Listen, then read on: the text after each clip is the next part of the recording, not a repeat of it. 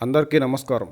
తాడేపల్లిలో వైసీపీ కేంద్ర కార్యాలయం కూల్చివేత అనంతరం వరుసగా అన్ని జిల్లాల్లోనూ అనుమతులు లేకుండా నిర్మాణంలో ఉన్న వైసీపీ కార్యాలయ భవనాలు వెలుగు చూశాయి.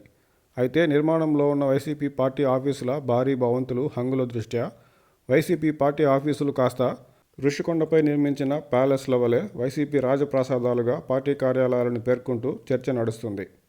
అధికారం అండతో వందల కోట్ల ప్రభుత్వ స్థలాలను నచ్చిన విధంగా పార్టీ ఆఫీసుల కోసం కేటాయించుకోవడం ఒక ఎత్తైతే, వందల కోట్ల రూపాయలతో భారీ భవనాలను పార్టీ ఆఫీసుల కోసం వైసీపీ నిర్మిస్తుండడంతో భవనాల నిర్మాణానికి వైసీపీకి వందల కోట్ల ధనం ఎక్కడిదనే విమర్శలు వెల్లువెత్తుతున్నాయి.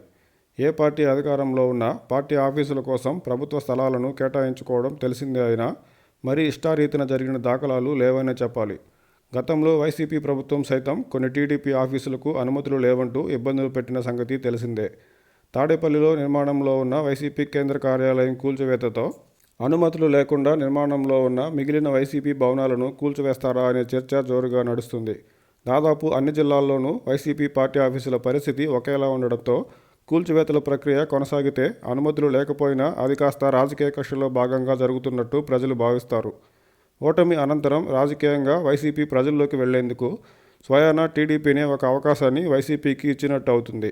అలా కాకుండా ప్రజలు అనుమతులు లేకుండా నిర్మించిన భవనాలకు ఎలాగైతే ప్రభుత్వాలు క్రమబద్ధీకరించుకునే అవకాశం ఇస్తాయో అదే మాదిరి టీడీపీ కూటమి ప్రభుత్వం సైతం కాస్త సంయమనంతో అధికారులతో కూడిన ఒక ప్రత్యేక బృందాన్ని ఏర్పాటు చేసి అన్ని జిల్లాల్లోని వైసీపీ భవనాల నిర్మాణాలకు అనుమతులు మంజూరు చేయడానికి ఉన్న చట్టపరమైన ఇబ్బందుల్ని, ఒకవేళ అనుమతులు ఇవ్వకూడదు అనుకుంటే అందుకు గల కారణాలను స్పష్టంగా ప్రజలకు తెలియజేయాలి.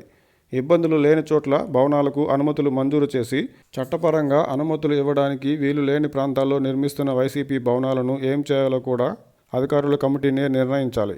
ఈ విధంగా పూర్తి పారదర్శకతతో ఈ ప్రక్రియ పూర్తిగా జరిగితే అంతా పద్ధతి ప్రకారం చేయడమే కాక చట్ట ప్రకారం జరుగుతుందనే భావనను ప్రజలకు ప్రభుత్వం ఇచ్చినట్టవుతుంది.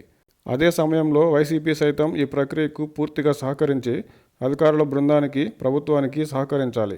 అలా కాని పక్షంలో వైసీపీ ఆఫీసుల కూల్చివేతలు రాజకీయ దుమారం రేపుతాయనడంలో ఎలాంటి సందేహం లేదు.